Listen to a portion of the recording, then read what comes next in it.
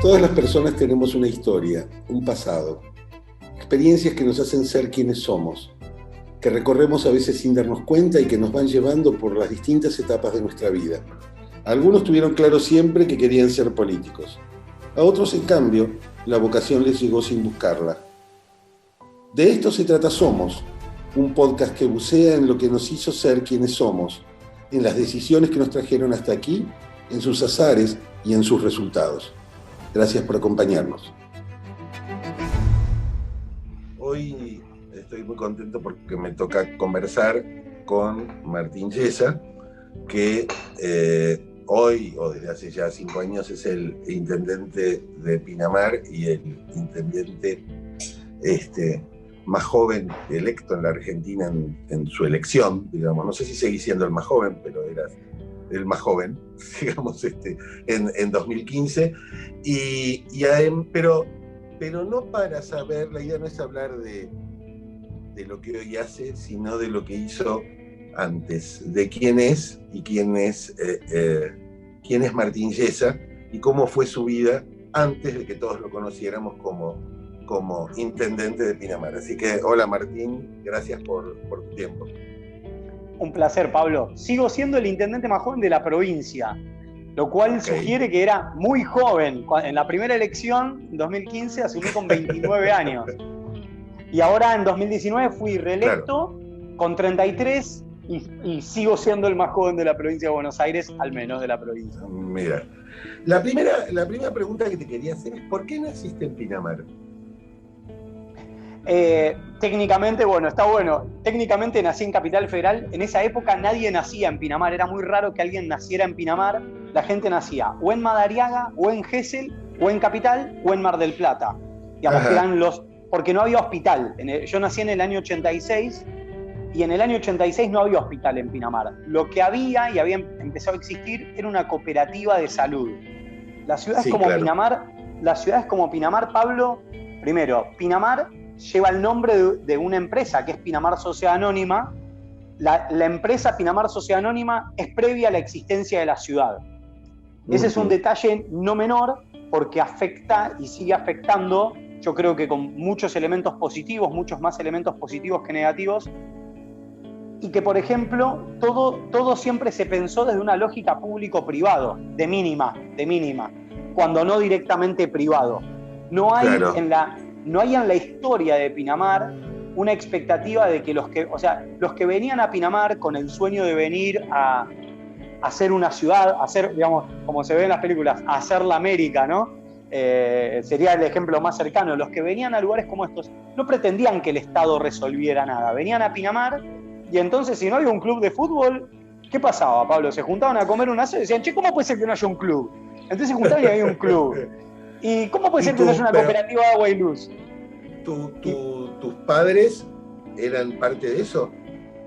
Mis viejos eran porteños, a mí me tienen a los 19 y 20 años, mis viejos, pero en la época de la súper jóvenes, en la época de la hiperinflación de Alfonsín. En Pinamar en ese entonces vivían 5.000 personas, poco menos de 5.000 personas, y lo que sí, nací en la Paternal, en la Policlínica Bancaria, y a la semana ya estaba en Pinamar.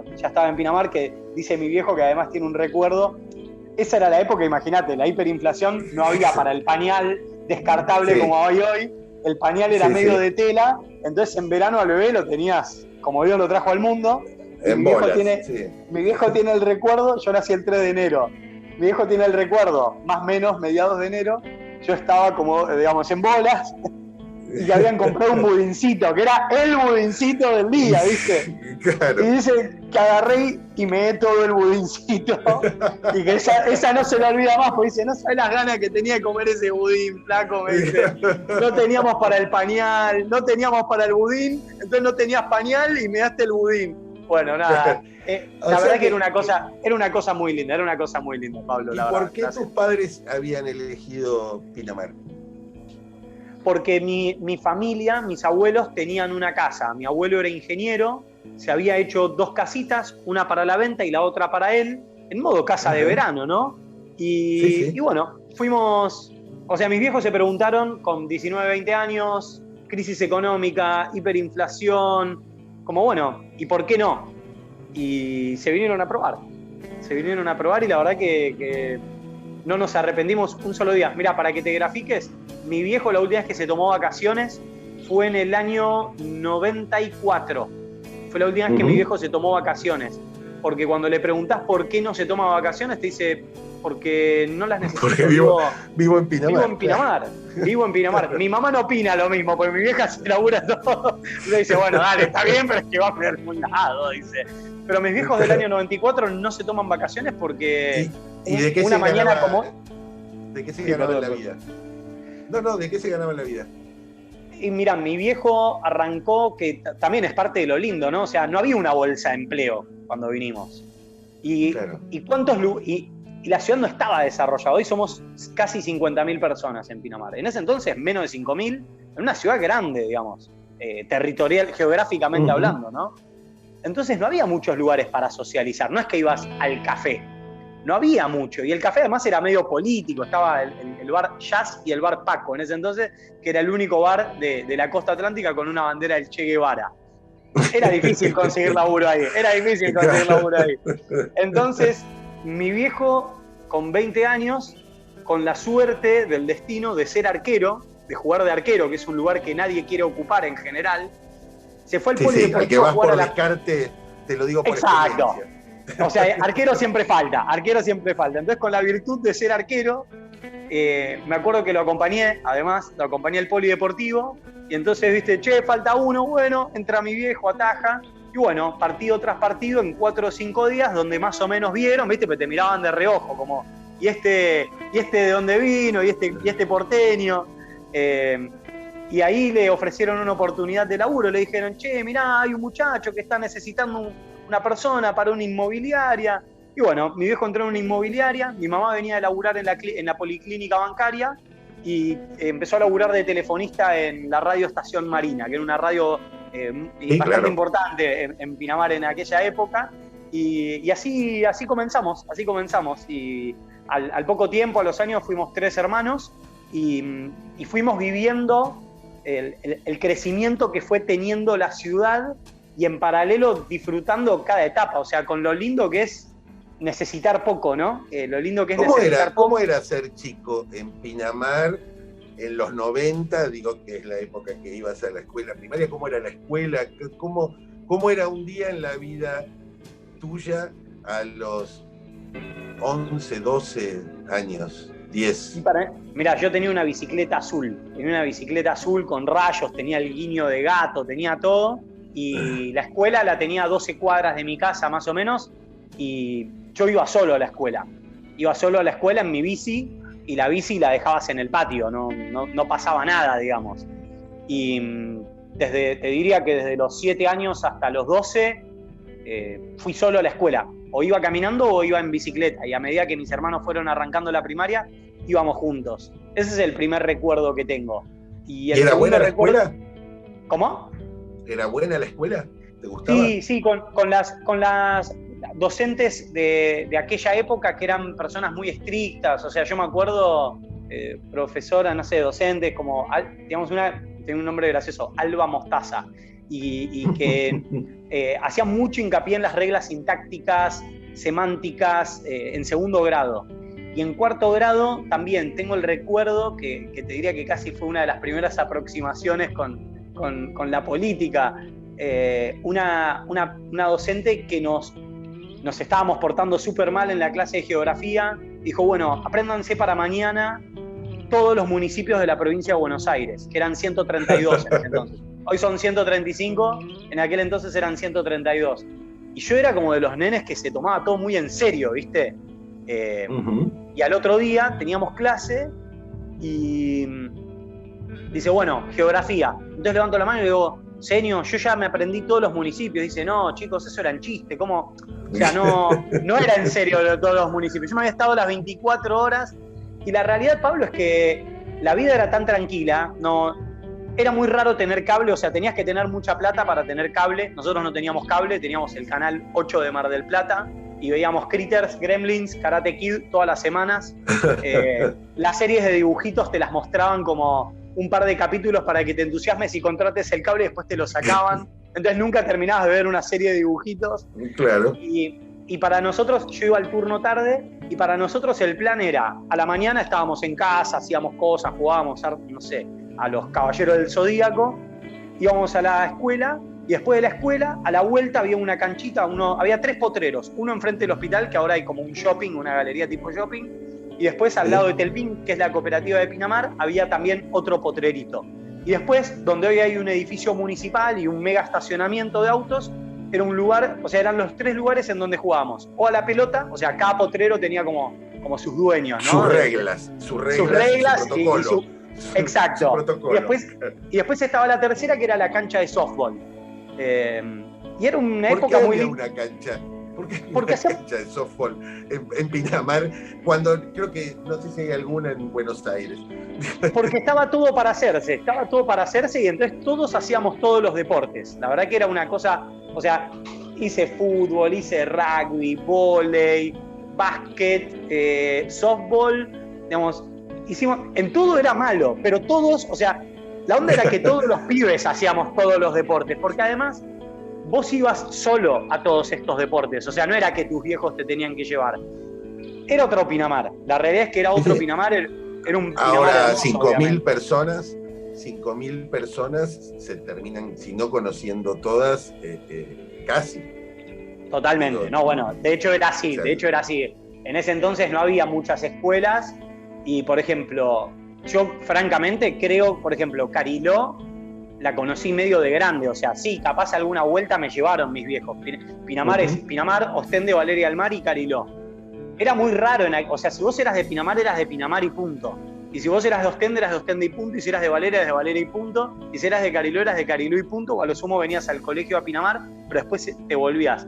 Era como todo muy... Y en cualquier caso, lo que jamás eras, era Gesell. No. Claro, y en ese entonces, la pica era con Gesell, la pica era con Gesell y la pica era con Madariaga, porque Pinamar se independiza en el año 78. Digamos, sí. Pinamar, Gesell, Partido de la Costa y otros municipios se hacen unas escisiones de los municipios originales y la separación de Pinamar con Madariaga fue más traumática para Madariaga respecto a otras ciudades balnearias. Y eso generó como algún nivel de resentimiento durante algunos años en las 2 primeras generaciones inmediatas. Ya en esta tercera y cuarta generación, menos. Ponele, en mi caso no existía esa rivalidad, pero sí en nuestros padres, en nuestros abuelos, estaba este tema de la pica. Nosotros somos una cosa y ellos son otra. Y en nuestro caso es todo lo contrario. Yo cuando era chico veraneé de chico en Villa Gesell y más de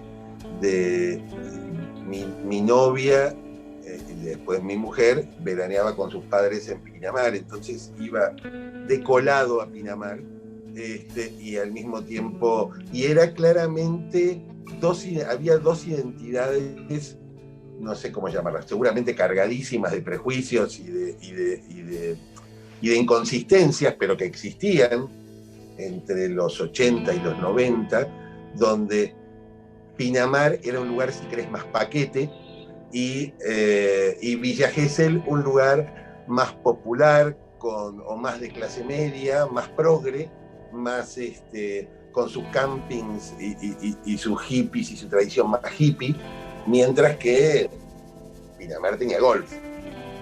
Mirá, te eximo del análisis y en línea coincidente con lo que vos decís, me lo contaba Nito Mestre, muy parecido. Él estaba con Sui Generis. Nito es vecino de acá de Pinamar y me contaba que la sensación que tenía era muy parecida a esto que vos acabas de decir, Pablo. O sea, la ciudad rock era Gesell y a Pinamar venían a estar tranquilos, digamos, como definición. Y me decía eso, ¿no?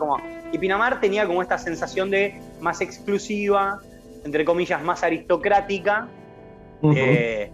Y también era un lugar en el que ellos se sentían cómodos porque si con Charlie querían venir y tocar, iban y tocaban en un balneario y estaban tranquilos y no se llenaba de gente.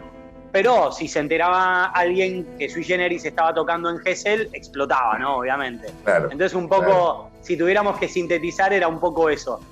Y esa Pinamar encima en los 80 era esa Pinamar en donde podías cruzarte a Charlie tocando la guitarra en Bungie Libertador. Sí. Digamos, esa es una Pinamar en la que yo también traté de concentrarme mucho en recuperar. Digamos, yo me acuerdo que cuando asumí, en 2015, estaba esta cosa de Pinamar ya no es lo que era. Pinamar tuvo una idea de éxito en los 90 que, digamos, desdibuja la idea de éxito de los 80. O sea, un éxito reemplazó otro éxito. Personalmente creo que el éxito de los 90 le hizo mucho daño a Pinamar, porque en general... Vos eras adolescente. Sí, sí, 90. Bueno. Yo nací en el 86. Ni siquiera. En el 99 era preadolescente. Todavía eras muy chico. ¿Y qué te acordás de los 90? Porque en los 90 se empieza a construir muchísimo, se extiende hacia el norte, se hacen los hoteles que dan ahí se urbaniza un poco la costanera, digamos, hacia el norte. Totalmente. ¿Cómo te lo acordás? Y vos al mismo tiempo entrando en la secundaria. Tengo 3 imágenes. La primera era chico, muy chico, y tendría 10, 11 años, y me acuerdo que había venido Noel, que era una heladería italiana, Noel. Y, o sea, si el kilo de helado, en dólares, ¿no? Obviamente. En dólares creo que el kilo de helado estaba 4 pesos, por decirte. Estaba la heladería Macera, había el Piave, estaba 4 pesos el kilo. Y Noel, un potecito chiquitito, estaba 5 pesos. O sea, era como muy elite. La primera imagen que tengo es esa, de ir caminando por Bungie, que estaba Noel, que me parecía inalcanzable, y que estaba lleno de nenes jugando, o sea, que iban ahí, se iban a los jueguitos, digamos, como que tenían mucha plata, ¿no? Y en paralelo las automotrices, que me parecían inmensas, me parecían gigantes, y todo este show.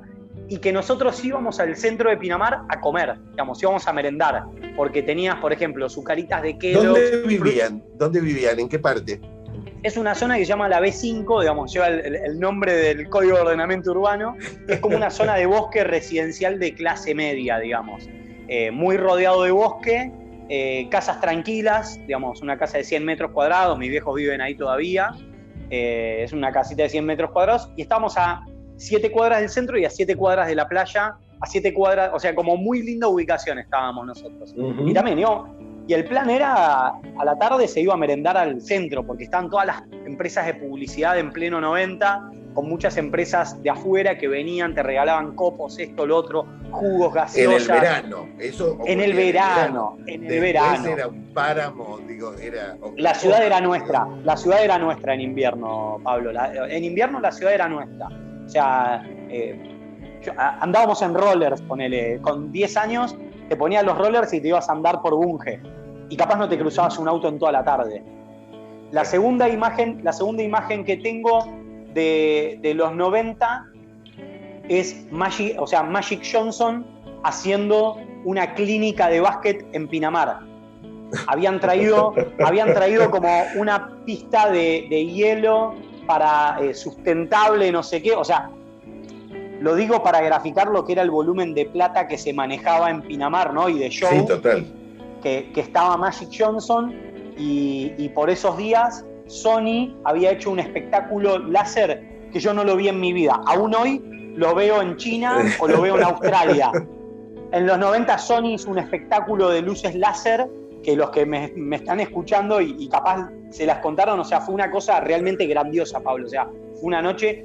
Y la tercera, que fue traumática para todos nosotros, fue el asesinato de José Luis Cabezas. ¿Por qué? Porque yo, cuando lo asesinan a José Luis, yo tenía 11 años, y ese año, la mitad del año no tuve clases, o las clases eran medio raras. Y a fin de año nos enteramos que nuestra absenio era la esposa de uno de los asesinos, de Camarata. Entonces, no entendíamos mucho, pero a la misma vez sentíamos que estaba pasando algo pesado en la ciudad. Y había algo así, a mí no me tocó vivirlo naturalmente, pero como le pasa a alguna gente con la dictadura, ¿no? Como de eso no se habla. Sí. Y entonces en la ciudad estaba como de eso no se habla. De eso no se habla, empieza la pelea de algunos medios nacionales con la ciudad, y ya nosotros que éramos chiquititos, como que nos enseñaban que los medios eran malos y mentían y querían perjudicar a la ciudad, y que no era tan grave lo que había, y que algo habría hecho José Luis Cabezas. Entonces, para nosotros esa época, desde el discurso oficial del partido de Pinamar, pasó eso. Y esa es como el tercer recuerdo fuerte que tengo de la ciudad, ¿no? De los 90, del verano. Y te diría que fue algo que también causó mucho daño, te diría, como te mencionaba, ese diseño de los 90, de las promotoras, de las automotrices, de los políticos, de los empresarios, de los medios de comunicación, una parte del morbo social con respecto a los consumos de los ricos y a lo que hacían los ricos, Carlitos Menem Jr. llegando en helicóptero a Cuy el Alma, cerrándole el VIP para él, digamos, eso a la ciudad le hizo mucho daño porque durante muchos años la ciudad creyó que eso era el éxito. ¿Cómo hacemos para recrear esa situación? Y porque fundamentalmente vino a vivir mucha gente en los 90, empieza a crecer demográficamente Pinamar. Es que en ese momento eso era el éxito. Exacto. Digo, es difícil culparlos porque si de pronto vos ves esa especie de ciudad de las tentaciones, digamos, faltaba, bueno, hasta creo, si no me acuerdo mal, no es la época que se abre el casino de Valeria, ¿no? Exacto, sí, también.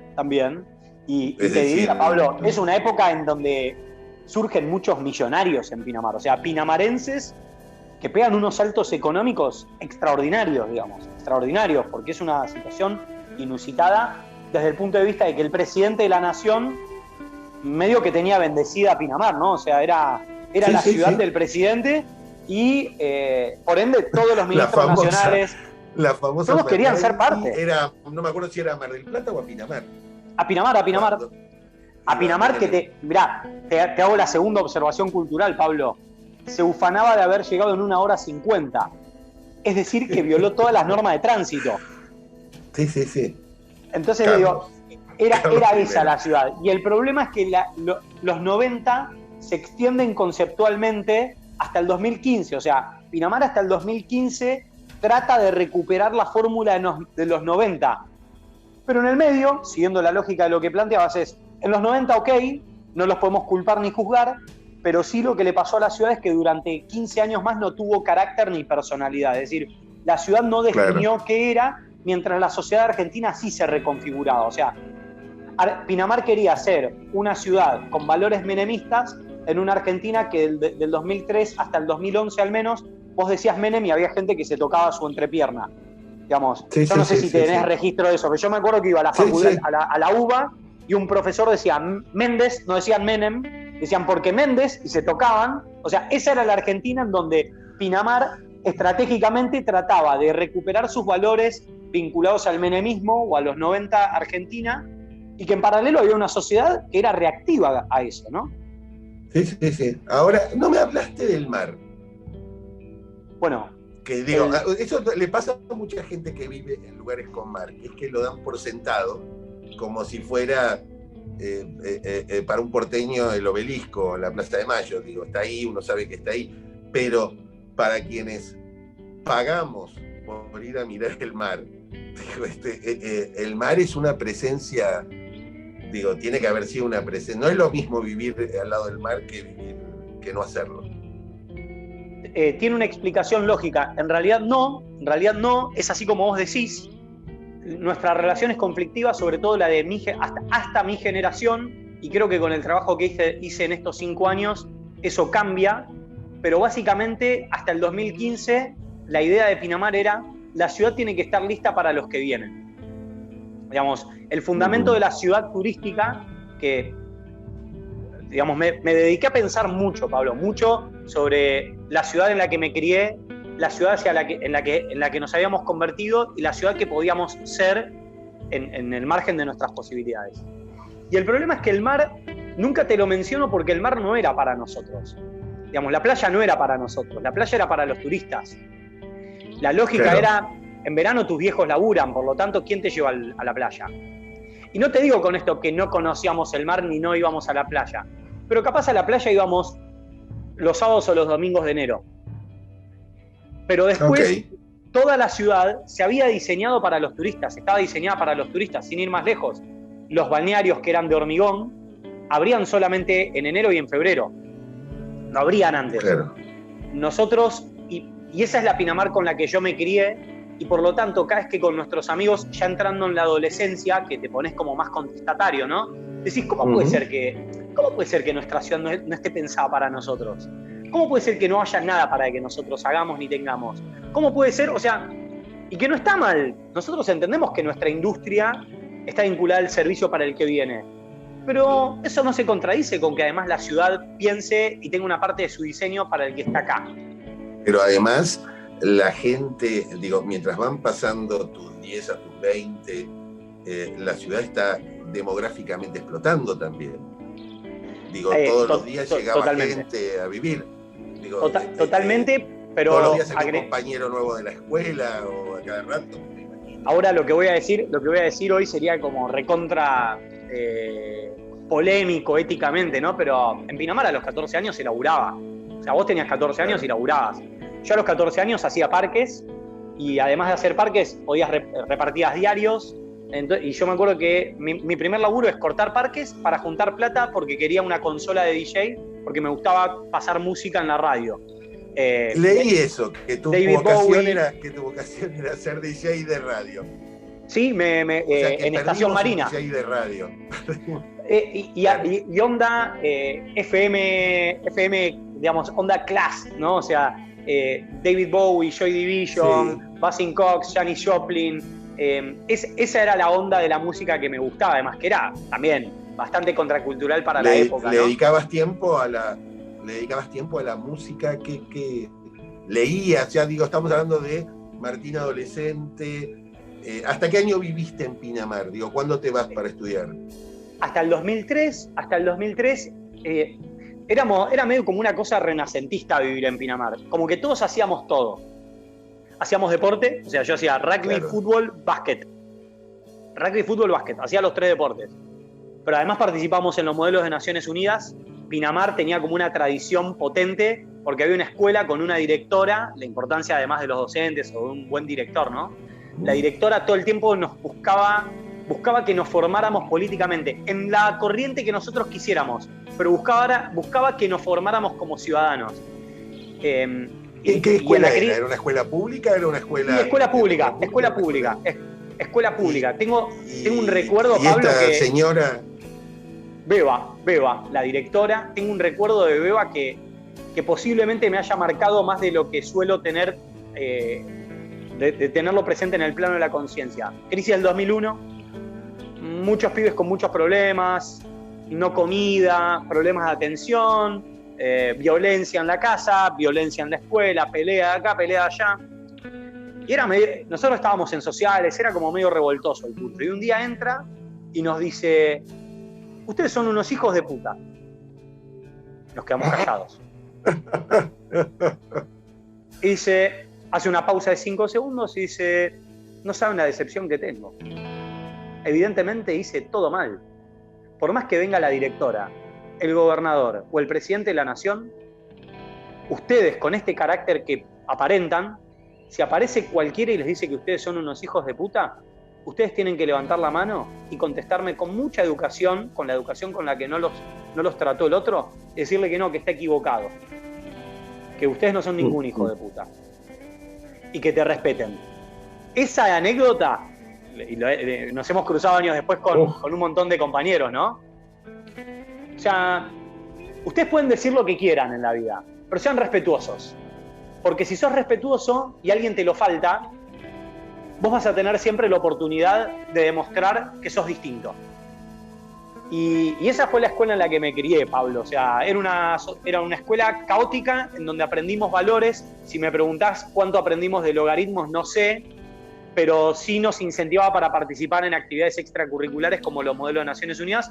Nosotros habíamos armado un equipito que éramos una delegación de 5, éramos los 5 nerds de la escuela, competíamos por mejor promedio. Hoy, por ejemplo, el asesor letrado de la MUNI, Martín Rapalino, él y yo competíamos para ver quién tenía el promedio perfecto. Y según el mes o el trimestre, y él termina la secundaria con promedio 10 y yo con 9,94 porque tuve un 9 en educación física en el último trimestre. Entonces, nuestra competencia era esa. Y cada tanto supongo que se lo recordarás. Es que era virtuosa.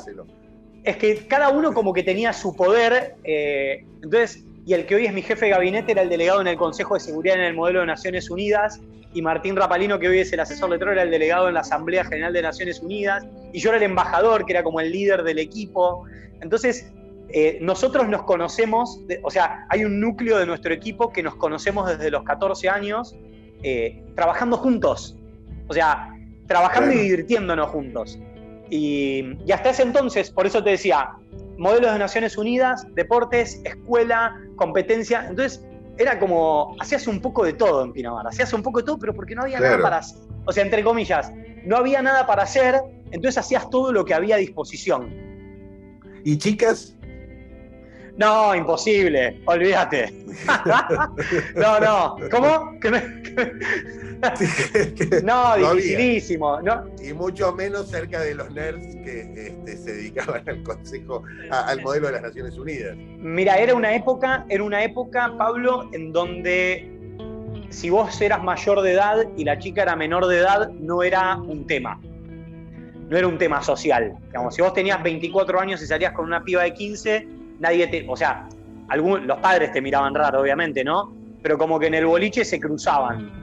Eso pasaba, ¿no? Y entonces era como, bueno, nosotros salíamos y mucho fogón, mucha guitarra, mucha juntada en lo de amigos. Hacía mucho frío en Pinamar, no había gas natural, hacía mucho frío, entonces no era un gran plan salir, sumada a la crisis económica, ¿no? Así que no, la onda era juntarse entre amigos. Mirá, jugábamos al TEG, Pablo, imagínate. O sea, nuestras juntas era juntarnos y entonces capaz, jugábamos al TEG y escuchábamos Damas Gratis.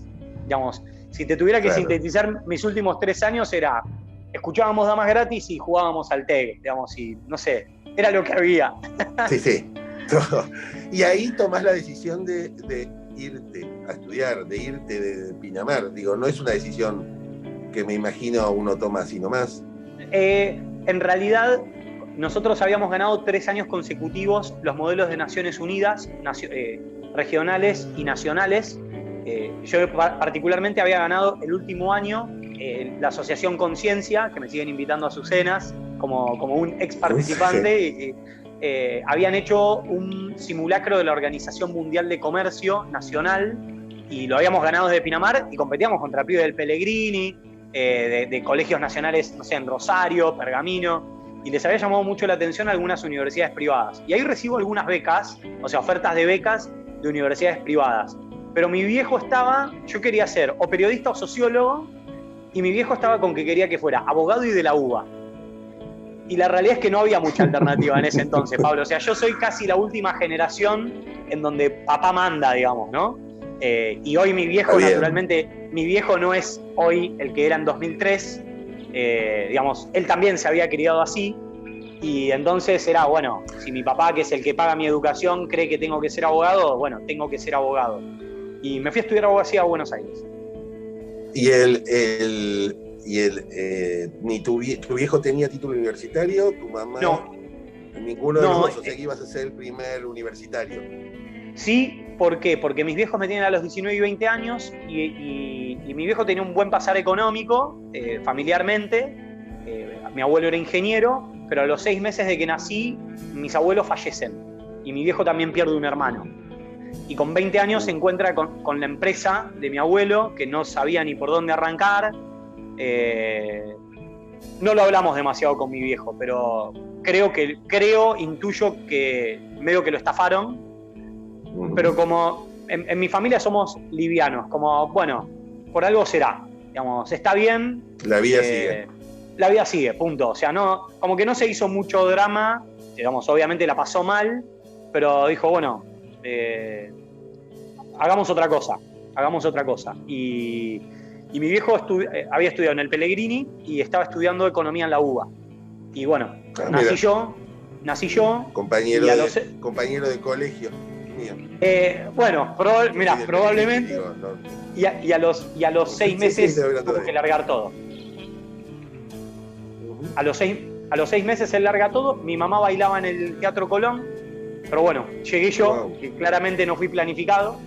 Nadie, digamos, es raro que alguien lo planifique, ¿no? A esa edad. Además tenían sus propios planes, pero bueno, llegué yo y la verdad que no me puedo quejar porque me criaron con muchísimo amor y la verdad que... Lo menos que podías hacer era darme feliz. gusto con la carrera. Bueno, era parte del mambo, ¿no? Pero bueno, era difícil y bueno, así me fue. Tuve una relación conflictiva con la carrera, la verdad. No soy abogado, estudié, hubo materias que me apasionaron muchísimo y hubo materias que no podía. Derecho de familia y sucesiones. ¿Cómo era tu vida? No podía. ¿Dónde parabas acá? ¿Dónde parabas en Buenos Aires? Mi viejo tenía una oficina, una inmobiliaria, en Uruguay 680, en Uruguay y Viamonte, y yo vivía en la oficina de mi viejo, tenía una kitchenette y tenía un bañito, digamos, no era un baño completo, tenía como la ducha con el lavatorio y el inodoro, o sea, las tres cosas juntas. El inodoro. Y ahí viví en 2 un metro meses, cuadrado. Sí. Ahí viví 2 años y medio, digamos, conviviendo en la oficina de mi papá con un colchón en el piso. Y al primer año me acuerdo que es la época en donde hay explosiones en edificios, Pablo, no sé si te acordás, y empiezan a intimar a las empresas de gas y empiezan a intimar a los consorcios que tenían las instalaciones avejentadas. Así que durante 1 año me duché con agua fría. Y si no, me duchaba en el gimnasio. Digamos, mi viejo me pagaba el gimnasio para poder ducharme en el gimnasio. Pero a la mañana, si no sé, habías salido a la noche y a la mañana tenías que hacer algo, la ducha era ducha fría, y para cocinar no podía, era comida de microondas o directamente, no había como hoy la cocina eléctrica, o sea, estamos hablando del año 2004-2005, no había todo lo que hay hoy. Digamos, no lo resolvías con una cocina eléctrica. Ni había el delivery, ni el desarrollado como está hoy con los, ¿cómo se llaman? Las empresas estas que te traen las cosas hasta tu casa. Sí, tipo takeaway, bueno, y mi primer trabajo en Capital es en un juzgado de meritorio. Trabajaba explícitamente a 34 metros de donde estaba. Yo vivía en Uruguay 680 y el juzgado estaba en Uruguay 714. Y siempre fui medio sarmientito, Pablo. Siempre llegaba media hora antes a todo. Entonces el juzgado abría a las 7:30, claro. yo llegaba a las 7. Pero hay estructuras en donde si haces esas cosas, en general no te premian, en general te cargan de más trabajo cuando sos así. Y a mí me acuerdo que me tocaba desparalizar expedientes. Entonces todos los días yo trabajaba desparalizando expedientes en un edificio, Uruguay 714, que había sido una morgue. ¿Qué quiere decir desparalizar? Mira, espera, ahora me contás lo de la morgue. ¿Pero qué quiere decir desparalizar un expediente? Cuando un expediente no usabas, pero... Obvio, cuando un expediente no tuvo movimiento por mucho tiempo, el juez o la jueza, en este caso, mandaba archivo. Digamos, cuando no tuvo movimiento en 1 año, por ejemplo, 2 años, lo mandan archivo. Y a mí me tocaba ir a desparalizar expedientes. Y hubo un guacho que me regaló un libro que me arruinó la vida, Pablo. Me regaló el proceso de Kafka. ¿Quién te lo regaló? Un amigo del juzgado. Alejandro se llama. No me acuerdo del apellido, pero se llama Alejandro. Y Alejandro es un tipo muy culto. Él era profesor en UBA de Derecho, ya era abogado, y me regala el libro El proceso de Kafka. Y yo tengo el recuerdo, iba a desparalizar expedientes, era un tercer subsuelo y se llovía, el techo se llovía. Entonces yo veía cómo se llovían los expedientes paralizados o archivados.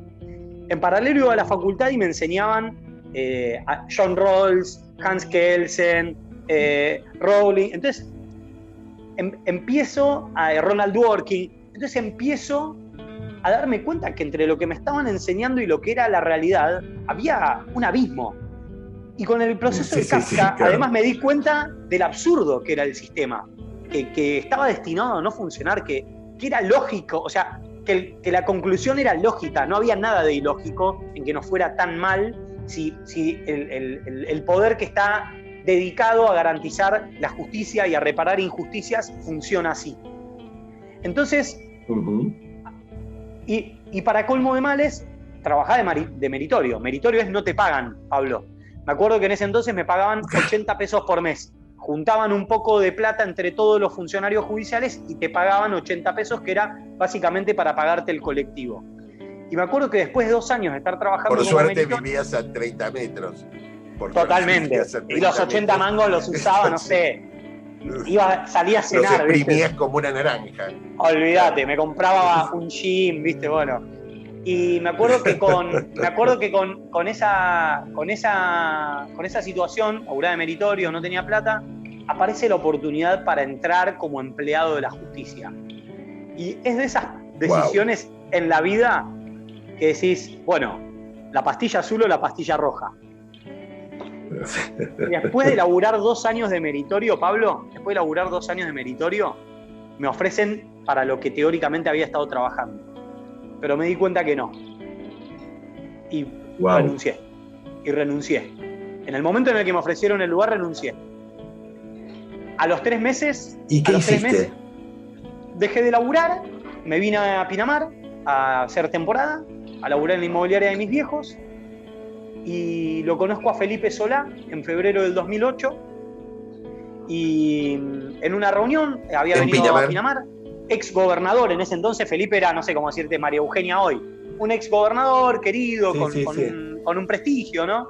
Y me conoce en una reunión. Yo había arrancado con un blog en Pinamar, con amigos, a escribir sobre política, y me presentan con Felipe, le dicen, che, mirá, este pibe le interesa la política, tiene como unas ideas, es medio pesado, pero va. Y había hecho una pregunta, Felipe, sobre los subsidios, y bueno, yo no me acuerdo qué le había dicho, y dice, che, este pibe me interesa, presentate la semana que viene en mi despacho. Y es la época de Felipe rompiendo con el bloque Frente de Todos por la resolución 125. Bueno, ahí entré. Claro. Ahí arranqué en política, lisa y llanamente, Pablo. Y hasta ese momento 2 preguntas te iba a hacer. La primera era, ¿leías? Sí, mucho. Que te regalaran el proceso de Kafka era algo que alguien le regalaba a alguien que sabía que ya iba acumulando lecturas e ideas en la cabeza. Mi abuela materna y mi abuelo paterno, José María Casabal, era periodista, fue periodista en Clarín, 20 años, además en La Razón. Hace poco Horacio Pagani lo mencionó. Él, cuando llega a la dictadura en el 76, es una de las personas que pasa a escribir, o sea, él hacía periodismo político, pasa a hacer periodismo deportivo y se especializa en boxeo. Entonces mi abuelo se pasó a trabajar en boxeo. Y mi abuela era de la época de la Facultad de Filosofía y Letras, entonces era licenciada en Filosofía y en Letras. Y se conocen con mi abuela como bibliotecaria en la Universidad de La Plata. A los 14 fallece mi abuela, a los 12 fallece mi abuelo, heredó una parte de su biblioteca y su discografía, Joe Cocker, Miles Davis, todo de los Beatles, David Bowie, y a los 14 fallece mi abuela, licenciada en Filosofía, licenciada en Letras, con todas sus anotaciones, me hereda su biblioteca. Yo leía, digamos, ella me daba, desde los 12 me hacía leer Krishnamurti, ella estaba en la onda Sai Baba, y a los 14 empecé con Nietzsche. Empecé con Nietzsche, con Erich Fromm, y algo de Borges. Pero lo que más leí fue Nietzsche, te diría. Y entonces tenía como algunos intereses y algunas ideas muy formadas sobre algunas cosas en ese momento, ¿no? ¿Qué veías en Nietzsche de adolescente? Creo que lo que más me atraía de Nietzsche era, en ese momento creo que sentía que me daba la posibilidad de ser inteligente. Todos mis compañeros eran católicos, todos mis compañeros como que tenían la familia perfectita, y creo que lo que más me gustaba de Nietzsche era la idea de no aceptar las cosas tal como te las imponen, sino que hay un esfuerzo por hacer, primero de no juzgar, y en segundo lugar en aceptar esta expresión que está en Más allá del bien y del mal, ¿no? Que dice, ten cuidado cuando miras al abismo, porque puede que el abismo mire dentro de ti. Había algo interesante ahí, que me hacía sentir que, recordemos que Pinamar era muy aburrido, no había muchas cosas para hacer. Entonces a mí Nietzsche me abrió un mundo en donde decía, che, tu mundo interno puede ser muy grande. Entonces era como la cosa de estar tratando de pensar las cosas de manera, hoy está de moda, ¿no? La palabra deconstruida, pero esta cosa rebelde de no aceptar las cosas como me las estás contando. Yo voy a juzgar con yo voy a tratar de juzgar con mi propio carácter y a partir de mis propias pulsiones. ¿Esto me gusta? O sea, ¿por qué yo voy a decir que esto está bien si a mí no me gusta y creo que está mal? Digamos, ¿por qué me querés imponer tu ética? ¿Por qué me querés imponer tus gustos? Cuando en realidad hay algo mucho más simple, que es, che, buenísimo que a vos te gusta esto y mejor todavía es que lo sepas. Pero a mí no, y también es buenísimo saberlo. Está buenísimo lo que decís. Yo leí uno buscando, stalkeándote, como se dice ahora, me encontré un texto tuyo del año 2007, en un blog de estos, que creo que es este blog que mencionabas, que se llama que tiene que ver con la felicidad, creo que se llama ¿Dónde encuentran la belleza? Y que después no solamente leí el texto, sino que además leí tu conversación con una chica. Con la persona que me discutía. Con la persona, sí, que comentaba tu texto más abajo. Y ahí me di cuenta que había 2 o 3 elementos que ya estaban. Digo, uno, que después lo encontré en otro texto tuyo, pero un poquito más reciente, que tenía que ver con la felicidad. Digo, le agrego lo de la belleza, y otro donde, no me acuerdo si era un texto o una entrevista, donde hablabas del amor y la creatividad. Es decir, eran 4 palabras que, si querés, son muy ajenas a cualquier discurso político. Te diría, nadie habla ni de felicidad, ni de belleza, ni de amor, de creatividad por ahí un poquito más, pero desde hace poco. Y ahí dije, este flaco piensa por otro andarivel, digo, de algún modo. ¿De dónde viene eso? Primero te diría Krishnamurti. Hay una expresión de Krishnamurti que es una pregunta, es muy simple, pero yo creo que Krishnamurti es como el Nietzsche oriental, digamos. Es una persona que deconstruye el pensamiento apolíneo griego, con esta expresión que dice, de Aristóteles, ¿no? La única verdad es la realidad. Y Krishnamurti lo revienta con una pregunta. Ok, si la única verdad es la realidad, entonces cambio la pregunta. ¿Qué es la realidad? Se pone más platónico, digamos, ¿no? ¿Qué es la realidad? Y la realidad, ahí cuando empezás con interpretaciones ya más nietzschianas, es, bueno, no existen los fenómenos morales, sino una interpretación moral de los fenómenos. Claro. Y entonces, cuando empiezo a indagar sobre esto, me doy cuenta que, primero, en definitiva, uno de los fundamentos de la existencia, o sea, por qué vivís, es la pulsión de aspirar a los momentos de felicidad, digamos, construir momentos de felicidad. No como un estado permanente, pero sí como una búsqueda permanente.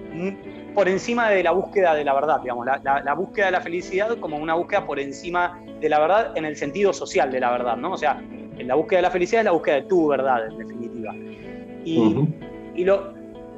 Y eso también de la prosa de Jefferson, ¿no? De la Declaración de la Independencia, que es que uno de los roles del Estado es la búsqueda de la felicidad. Eso a mí me derrumbó la cabeza. Y sobre la creatividad, concretamente, en realidad es una creatividad particular.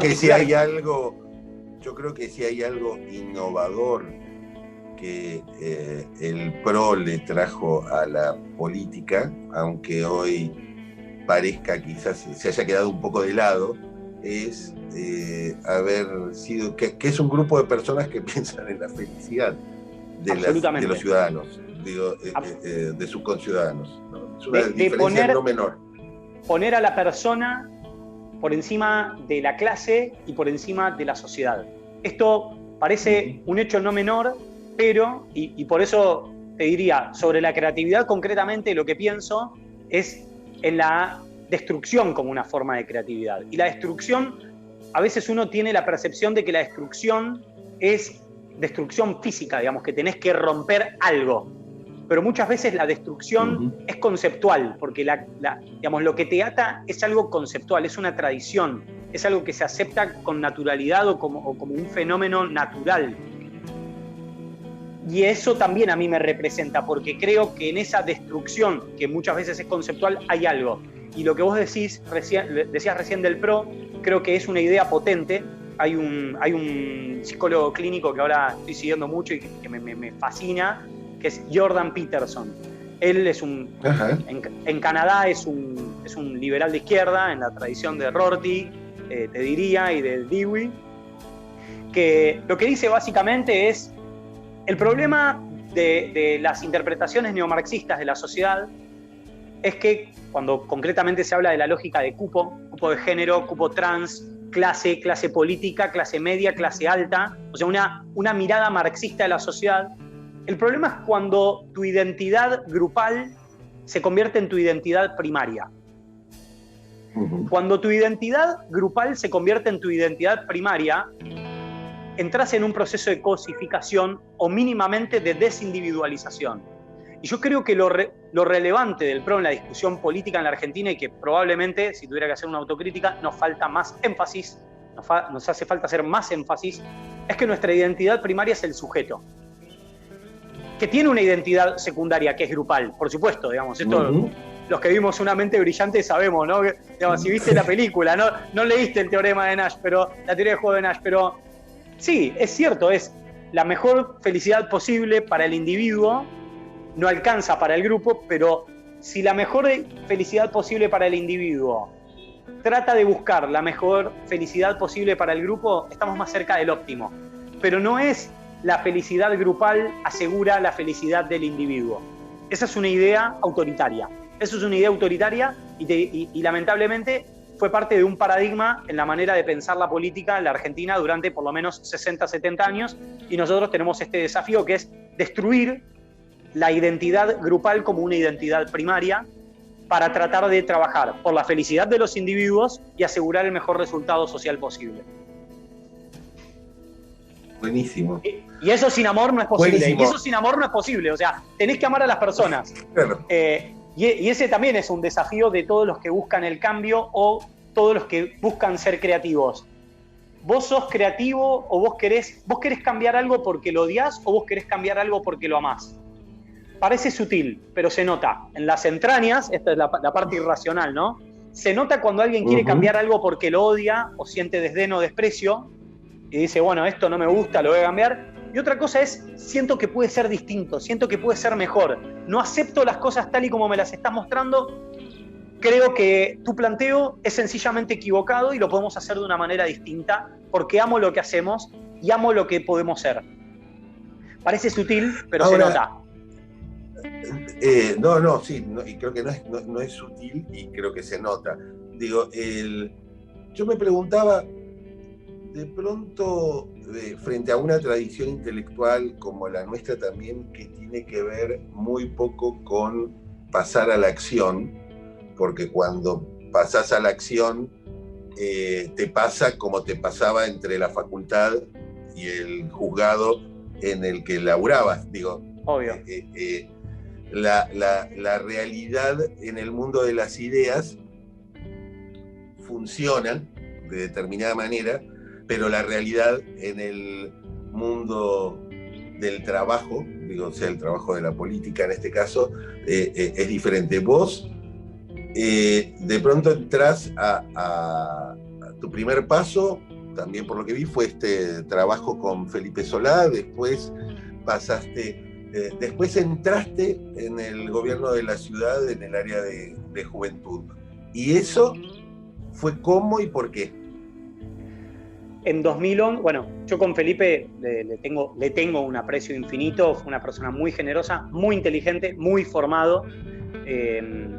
Mi trabajo con Felipe me sirvió para darme cuenta de algunas cosas. Primero, que el poder afecta. El poder afecta. La inercia del poder en las personas afecta, tiene consecuencias fisiológicas. Digamos, pasa factura. Si tuviéramos en criollo, pasa factura. Y está este cuadro de Goya, que a mí me marca, lo vi en 2012, que es Saturno devorando un hijo. Saturno devorando un hijo. Que es Saturno, un oráculo le dice que uno de sus hijos va a nacer y lo va a matar y lo va a suplantar. Entonces Saturno, consumido por el poder, ¿qué hace? Empieza a comerse a cada uno de sus hijos, los manda a matar a cada uno de sus hijos. Hasta que uno se salva, lo mata y lo suplanta, Júpiter. Y yo lo que pensaba sobre eso era, me acuerdo en ese entonces mi viejo, el sueño de él era que fuera abogado y que lo suplantara en la inmobiliaria. Él, con los años se puso su propia inmobiliaria. Y me acuerdo que cuando vos estás en una familia saludable, tu viejo no solamente busca lo mejor para vos, sino que incluso para él sería un orgullo y una admiración que vos puedas continuar una línea, ¿no? O sea, yo traje el testimonio hasta acá, me encantaría que vos lo lleves hasta allá. Entonces, sí. Tuve la ya suerte de criar. Obvio, tuve la suerte de formarme en una familia saludable. Y entonces me di cuenta que había algo en el poder, en Saturno puntualmente, que digo, ¿cómo puede ser que el poder te lleve a creer que te tenés que comer a tus hijos? Y es que si vos no haces nada, como no cuidarte con la comida, como no tratar de hacer algo de ejercicio, bueno, tiene consecuencias eso. O sea, el metabolismo no te va a acompañar siempre. Y el metabolismo intelectual no te va a acompañar siempre. Entonces la inercia del poder degrada, que es el segundo principio de la termodinámica, además, ¿no? O sea, todo sistema cerrado tiende a la entropía, tiende al caos. ¿Y por qué tomo la decisión? Además, yo en ese entonces, afectado, influenciado por el peronismo, por la marcha peronista, y vi una cosa que me volvió loco de Mauricio, en esta lógica que hablábamos de la destrucción para la creación, que fueron las bicisendas. O sea, a mí Mauricio me conquista en 2011 porque estaba había encarado el proceso de bicisendas en un año electoral. Y me voló la cabeza porque estaba todo el mundo insultándolo. Era una persona que yo me acuerdo que en ese entonces era algo las elecciones de 2011 en la ciudad fueron algo así como se equivoca pero hace. Pero yo no sentía que se estuviera equivocando además. Yo sentía que lo que estaba haciendo era refrescar y devolverle la ambición con la que fue soñada y diseñada la ciudad de Buenos Aires.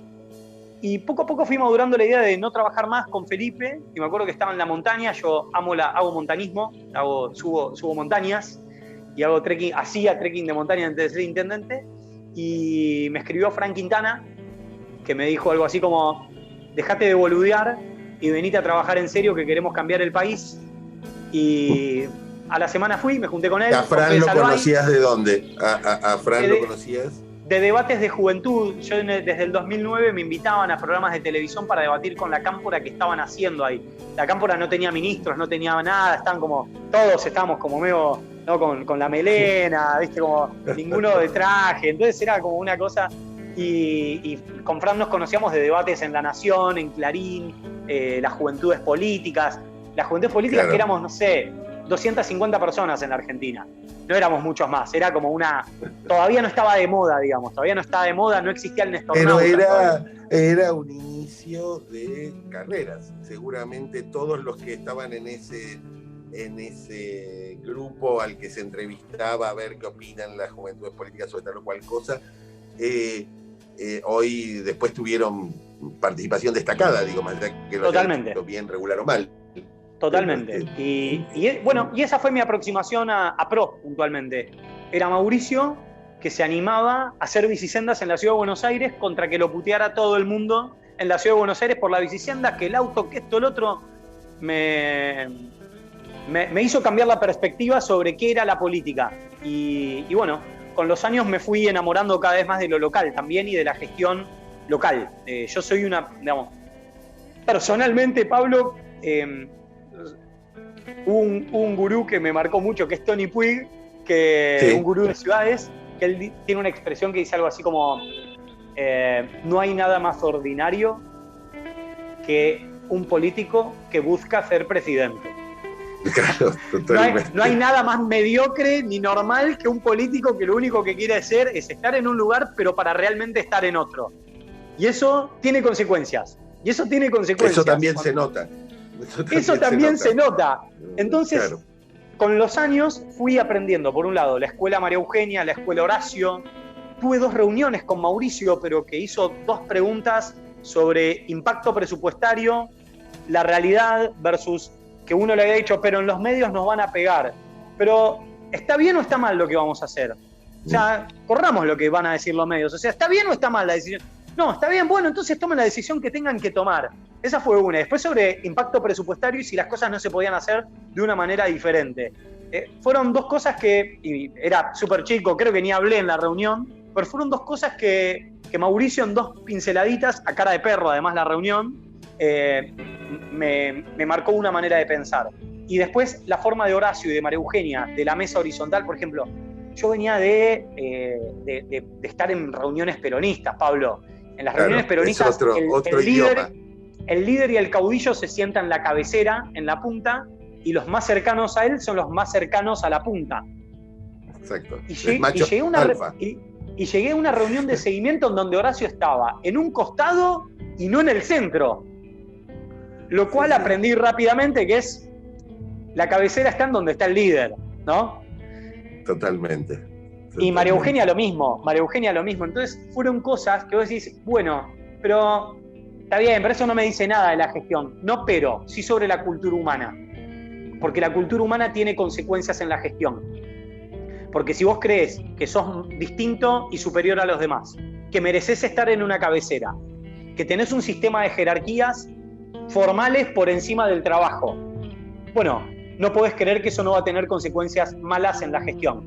Es decir, un líder alejado de la realidad. Ahora, cuando vos estás ahí y lo único que te importa es quién es el que está trabajando. Yo he visto que iban ministros y Horacio o María Eugenia les ponían la manito de stop, de pará, y que me cuente tu asesor, que es el que estuvo trabajando.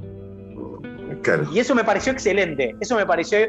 Y evidentemente eso también lo hacía Mauricio, ¿no? Entonces, esas eran las cosas que a mí me parecían como muy transgresoras, porque veía que todos estos factores humanos, retomando lo de la persona en el centro de las cosas, las actitudes de las personas, la liturgia de una administración, de la formación de un equipo, de la manera de trabajar, tiene consecuencias en el territorio. Ahora, si vos pasás a diseñar un espacio en donde el que tiene el poder es el que trabaja, donde el que decide es la persona que más trabajó, que más se ocupó, se formó, se esforzó, por encima del que ocupa el cargo en lo formal, pasa a ser un equipo mucho más interesante. Y el rol del que ocupa el cargo formal es generar el espacio para que muchas de estas personas tengan un ámbito de participación. A mí me preguntás, por ejemplo, como intendente de Pinamar, son muy pocas las decisiones que yo tomo, Pablo. Pero formé un equipo para no tener que tomar decisiones. Formo un equipo en donde son ellos los que me vienen a traer propuestas a mí y son ellos los que me vienen a convencer a mí de cosas, porque, como dice el dicho, si los tenés que empujar para que las cosas pasen, la cosa no va. Totalmente. O sea, entiendo que el rol del representante público no es el de empujar, sino el de facilitar y generar las condiciones. Ahora, por supuesto que tenés que tomar decisiones también, ¿no? Pero... Sí, obvio, claro. Pero digo, volvés a Pinamar ya pensando en postularte como candidato en el 2014, 15, ¿cuándo? Sí. Yo tenía este blog, que era Ideas Pinamar, donde muchos con los que hoy gobernamos escribíamos. Para nosotros lo que fue Orretti, un ex intendente de Pinamar, que lo habían grabado en 2008 pidiendo coima, marcó un antes y un después en la ciudad. En el medio pasaron otros 4 intendentes, y me acuerdo que cuando el último intendente renuncia, Muriale, porque le estaban por hacer un enjuiciamiento por corrupción, y asume el 4º candidato a concejal como intendente, después de todas las destituciones que habían habido, escribo una columna que sale en un portal de la provincia, y la columna la lee Juan Pablo Barsky, que siempre le recuerdo la anécdota. Sí. Y Juan Pablo Barsky me hace una nota para tratar de explicar qué pasaba que en Pinamar pasaban tantos intendentes. Y hago la nota de un amigo de Pinamar, un deportista muy destacado de Pinamar, que hoy me acompaña y ha encabezado una de nuestras listas, Javier Pisolito. Me dice textual, voy a decir textual, les pido disculpas, me dice, ¿cuándo pones los huevos que hacen falta y venís a hacerte cargo de la situación? Y ahí empecé a pensar, ¿y por qué no? En el plano ideal, en mi cabeza era, me vuelvo a los 33. Digamos, me vuelvo a los 33, termino una etapa en Buenos Aires y me vuelvo a los 33. Bueno, se aceleró el proceso y María Eugenia candidata a gobernadora. Y entonces la pregunta era, ¿y por qué no? Y bueno, empecé con mi mejor amigo y su hermano, poniendo una sombrilla, escuchando a los vecinos. No teníamos plata, no teníamos absolutamente nada, Pablo, no teníamos ni auto. Y lo que empezamos a hacer es, a través de Facebook, los vecinos que tuvieran ganas de charlar con nosotros, nos juntábamos a charlar. Y en esta lógica de lo que hablábamos antes, nunca hablé mal de nadie, nunca le falté el respeto a nadie, no me gustaba hablar de otros, no me gustaba hablar de personas, sino de situaciones de la ciudad. Y en los primeros 5 meses, o sea, entre octubre del 2014 y junio de 2015, que era el momento en el que se cerraban las listas, yo había visitado entre 250 y 300 casas de familia. No tenía local partidario, pero había ido entre 250 y 300 casas de familia. Un promedio de 12 casas de familia por día. 40, 45 minutos, algunas veces 1 hora y media, y pedía específicamente que no me armaran reuniones de más de 5 personas. Porque si hay más de 5 personas hay algo que se pierde, y si hay alguien que te quiere contar algo sensible, no lo va a contar en una reunión de 20 personas. O al menos no lo va a hacer sintiéndose cómodo. Entonces, yo prefería desgastarme más personalmente, pero entender qué era la ciudad, porque en paralelo yo escuchaba a los representantes políticos de Pinamar, que estaban en cargos, que me veían con desdén, mirá el pibito este, que se piensa, que con Facebook, y yendo a las casas de familia, nosotros hacemos acto, nosotros hacemos choripaneada, todas cosas que nosotros en estos años lo deconstruimos, ¿no? Pero en ese entonces la política era pancarta, afiche, pasacalles, acto, choripán. Sí, sí. Y bajar mercadería, como le dicen. Bajar mercadería, y a cada casa de familia a la que yo iba, después de charlar sobre la ciudad y la ciudad que soñábamos y queríamos, finalmente les preguntaba directamente si en algún momento me voy a abrir el local y por algún motivo el partido decide que puedo ser un candidato a intendente, si podía contar con su apoyo y que me encantaría que me ayudaran con otras familias invitándome a sus casas. Uh-huh. Y así fue, Pablo. Terminé el 2015 con casi 800 casas visitadas. ¿Te gustaba hacer eso? Sí. Como hablábamos antes sobre el tema de la justicia y el proceso de Kafka, ¿no? O sea, lo que más me encantaba y que veía la oportunidad y entendía la importancia de la responsabilidad, que es... Hay un tema de los Beatles que es Eleanor Rigby. Father Mackenzie, writing the words of a sermon that no one will hear. Yo sentía, después de todas las reuniones con los vecinos, que había una dirigencia política que no hablaba de sus problemas, que hablaba en un lenguaje distinto al del ciudadano, que hablaba de problemas que no tenían los vecinos, que tenían posiciones emocionales que no tenían los vecinos, digamos, impostura, exageración, como, por ejemplo, una cosa. Ibas a hablar de un vecino, che, no, la verdad estaría bueno si pudieran cambiar el foco. Vos escuchabas a un político y era, es un desastre el funcionamiento del alumbrado público. Che, más tranquilo. Che, miren, la verdad, creo que una de las oportunidades que hay es lograr, digamos, hacer que funcione mejor el área de alumbrado público. Tenemos este plan, punto.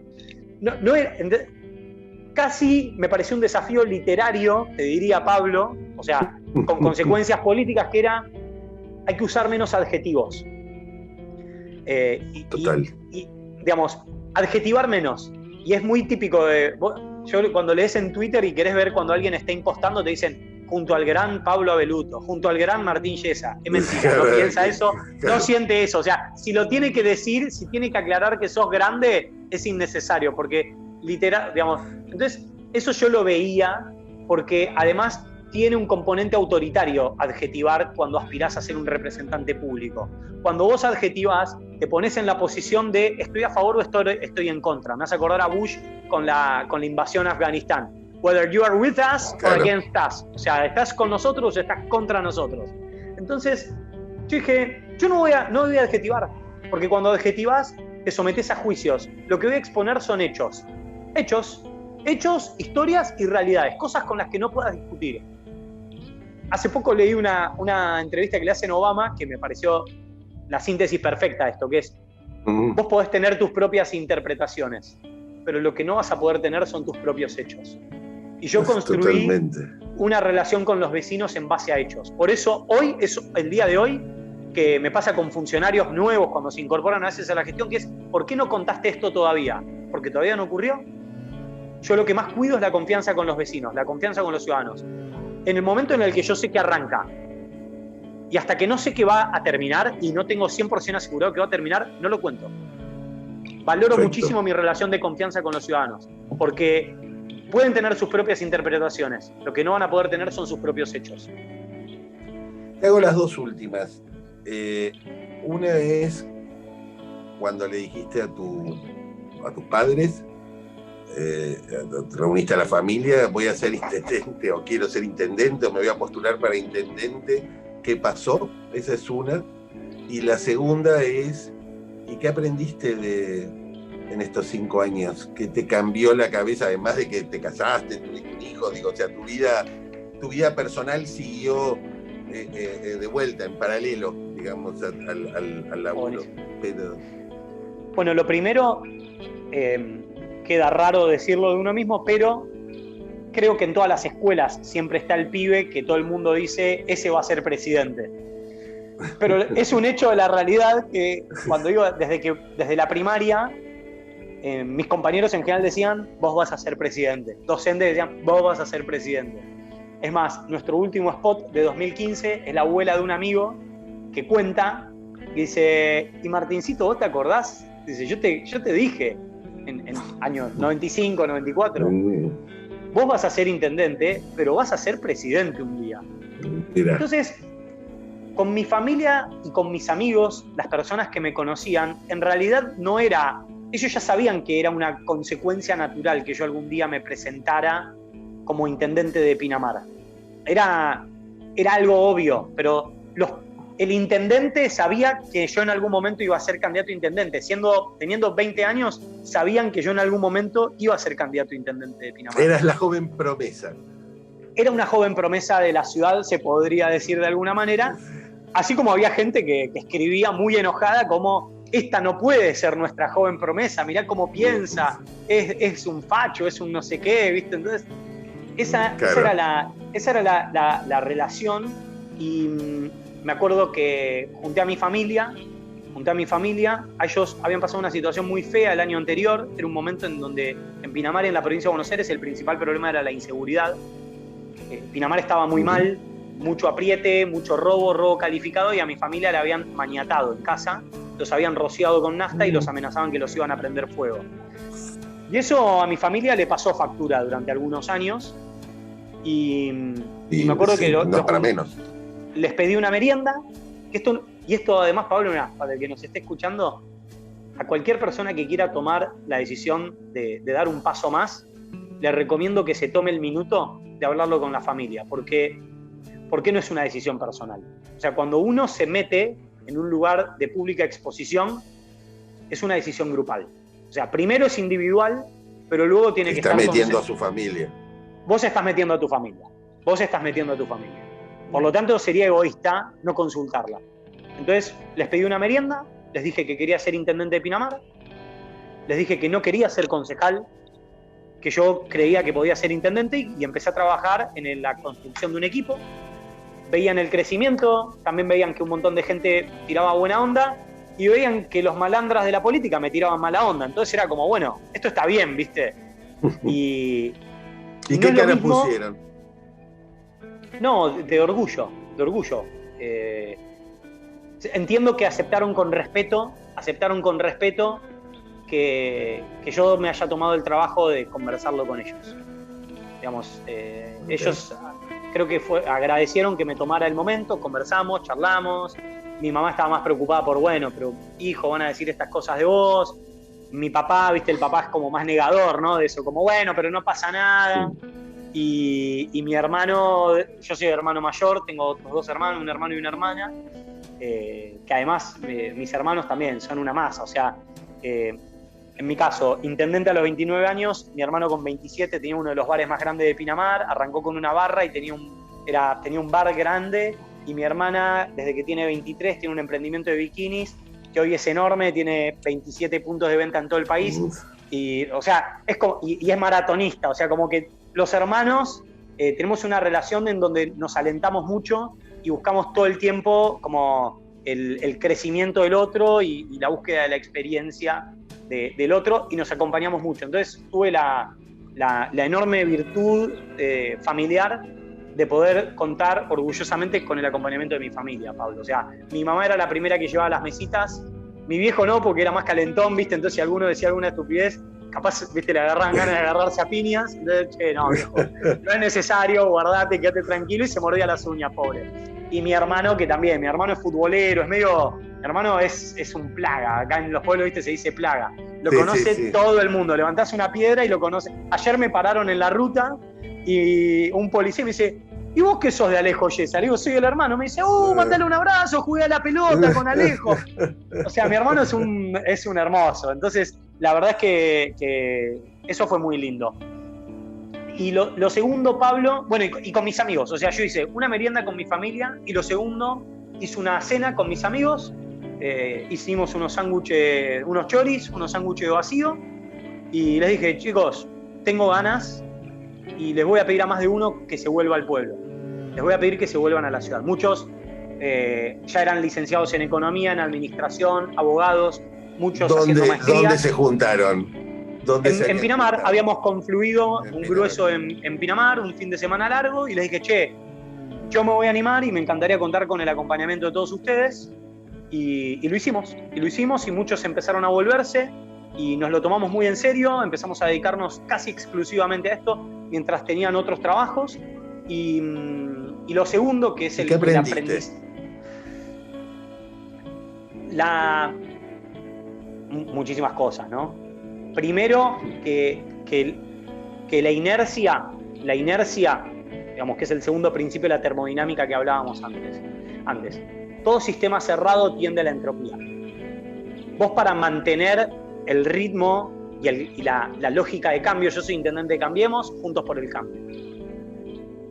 El cambio requiere vibración, requiere movimiento. Y el movimiento requiere experiencia para no ser, que esto lo aprendí aprendí la importancia de ir al psicólogo, Pablo, y mi analista me aportó un concepto de un freudiano, neofreudiano, que habla de pulsión de vida y pulsión de muerte.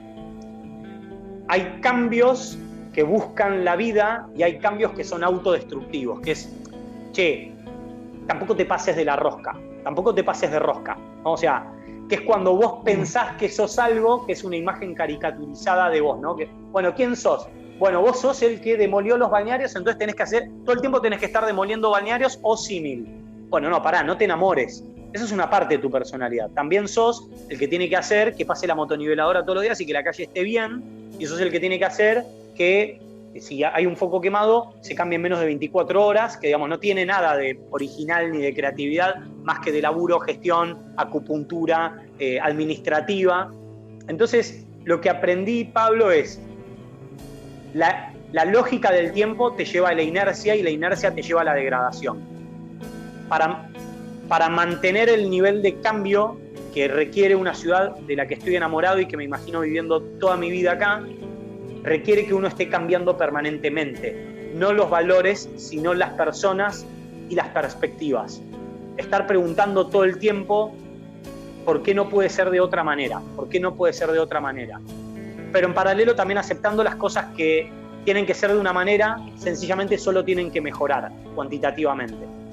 Y lo segundo, la verdad es que no me podría quejar, creo que me han tratado muy bien todos los medios de comunicación.